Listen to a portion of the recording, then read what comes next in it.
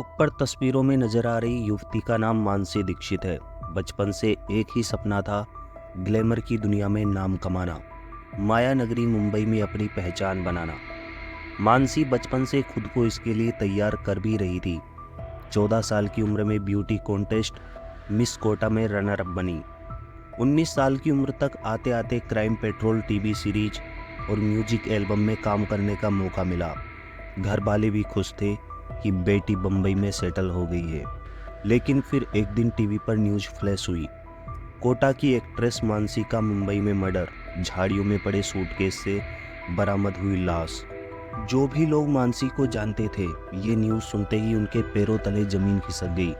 सबके मन में एक ही सवाल था, वो तो मुंबई में अपने सपने पूरे करने गई थी, किसी से दुश्मनी नहीं थी, फिर क्यों किसी ने इतनी बेरहमी से उसका मर्डर कर दिया। सिर्फ मानसी को जानने वालों के लिए ही नहीं, मुंबई पुलिस के लिए भी इन सवालों के जवाब ढूंढना बेहद जरूरी था।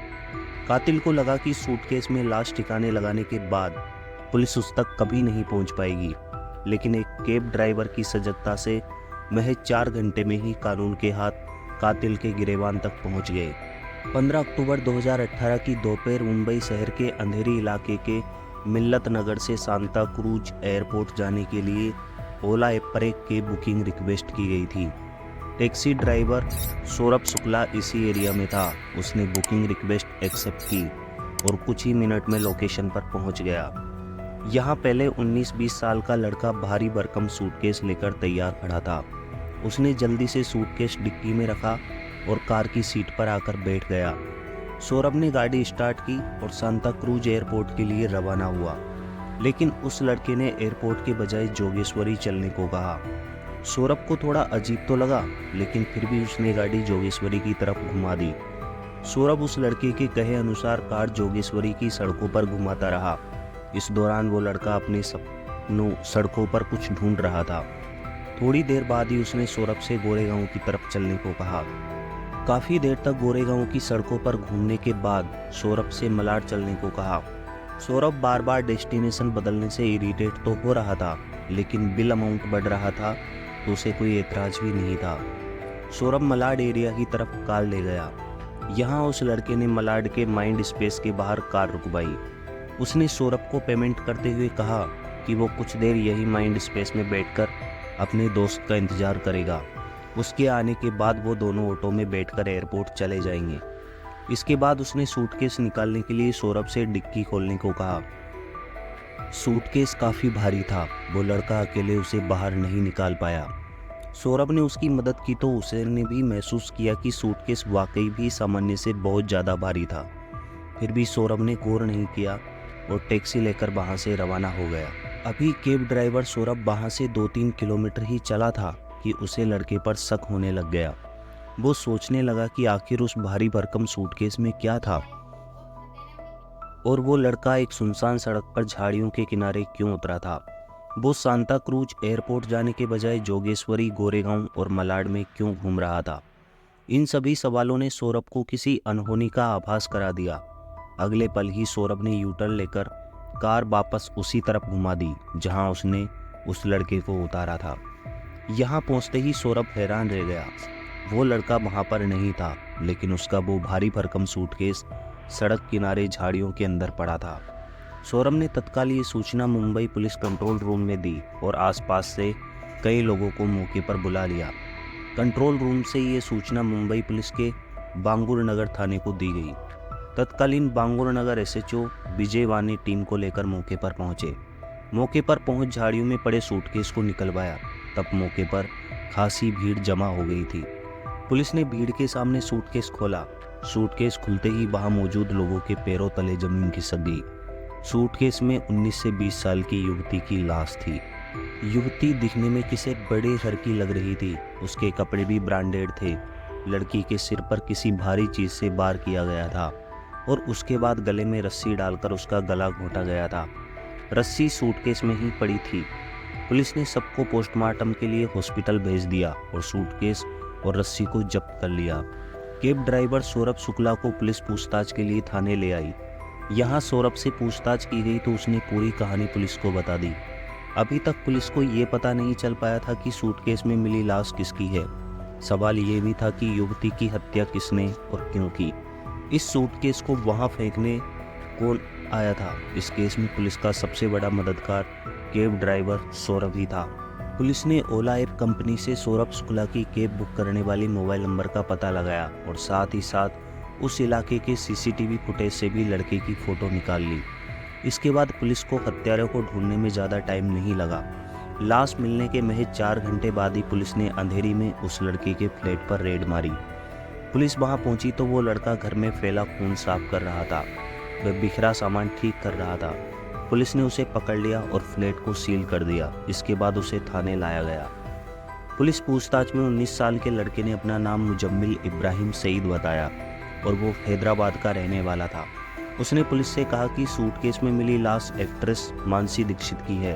उसने ये भी कबूल किया कि उसी ने अपने फ्लैट में मानसी की हत्या की थी। मुंबई पुलिस मुजम्मिल इब्राहिम सईद को रिमांड पर लेती उससे पहले ही मानसी का मर्डर टीवी और सोशल मीडिया की सबसे बड़ी न्यूज बन गया। कोटा में रह रहे मानसी के घर वालों को भी पुलिस से पहले सोशल मीडिया और टीवी से ये खबर मिली। कोटा के स्टेशन रोड पर मंगलयान अपार्टमेंट के फ्लैट नंबर 602 में कोहराम मच गया था। ये कोटा के रेलवे वर्कशॉप में काम करने वाले ऋषि दीक्षित की बेटी मानसी दीक्षित का घर था। काफ़ी समय पहले ही ऋषि दीक्षित का निधन हो चुका था। उनकी दूसरी बेटी दीक्षा ने उनकी जगह रेलवे में अनुकंपा ज्वाइनिंग ले ली थी। वहीं मानसी मॉडलिंग और एक्टिंग की दुनिया में नाम कमाने मुंबई चली गई थी। मानसी के मर्डर की खबर ने उसकी मां और बहन को तोड़कर रख दिया। वो जैसे तैसे मुंबई पहुंचे। दीक्षा ने पुलिस को बताया कि मानसी बचपन से ही मॉडलिंग और फिल्मों की दीवानी थी। उनकी मां भी ब्यूटिशियन है, तो उन्होंने हमेशा अपने दोनों बेटियों को परफेक्ट रहना सिखाया था। मां से मिले सहयोग के बाद मानसी ने छोटी उम्र से ही अपने आप को मॉडलिंग और फिल्मों के लिए प्रिपेयर करना शुरू कर दिया था। अब तक ये बात साफ हो गई थी कि मुंबई के मलाड में सूटकेस में मिली लाश राजस्थान के कोटा की एक्ट्रेस मानसी दीक्षित की थी। लेकिन सबसे बड़ा सवाल था, क्यों एक उभरती एक्ट्रेस की हत्या की गई?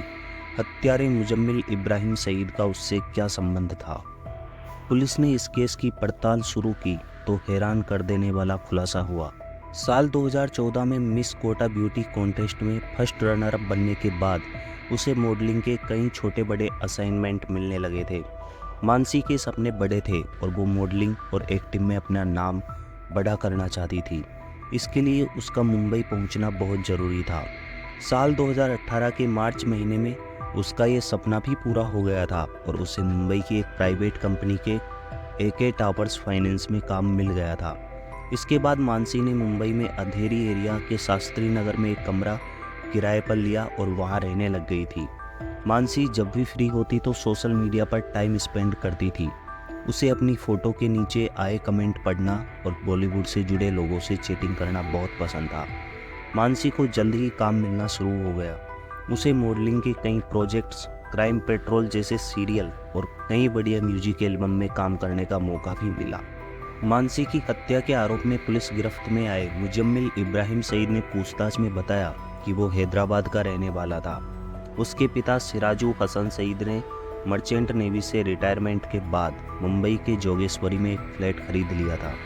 उसके पिता सिराजू हसन का संबंध हैदराबाद के रईस खानदान से था और मुजम्मिल उनका इकलौता बेटा था। यही वजह थी कि उसे काफ़ी लाड प्यार से पाला गया था। सिराजू ने मुजम्मिल को 5वीं क्लास के बाद उसकी नानी के पास हैदराबाद भेज दिया था। वो अपने मम्मी पापा के पास मुंबई में कभी कभार ही आता था। मुजम्मिल इब्राहिम सईद सोशल मीडिया और बॉलीवुड का दीवाना था। एक दिन फेसबुक पर उसने मानसी की प्रोफाइल देखी।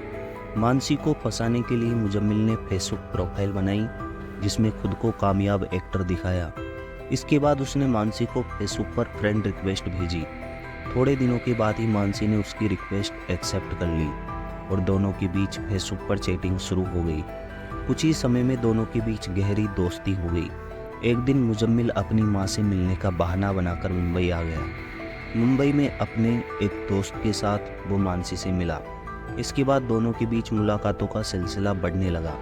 कभी रेस्टोरेंट में मिलते तो कभी बिजनेस सेंटर पर। जब भी दोनों मिलते तो दोनों के बीच मॉडलिंग और फिल्मी दुनिया को लेकर ही ज़्यादा बातें होती थी। 15 अक्टूबर 2018 के दिन जब मुजम्मिल की मां किसी रिश्तेदार से मिलने घर के बाहर गई हुई थी, मुजम्मिल ने मौके का फ़ायदा उठाने के लिए मानसी को कॉल किया और एक मॉडलिंग कंपनी के लिए फ़ोटोशूट कराने के बहाने अपने फ्लैट पर बुलाया। मानसी उसके फ्लैट पर पहुंची तो पहले से काफ़ी देर तक मुजम्मिल उसके साथ इधर उधर की बातें करता रहा। फिर अचानक उसने मानसी के सामने संबंध बनाने की बात कही और उसके साथ अश्लील हरकतें करने लगा।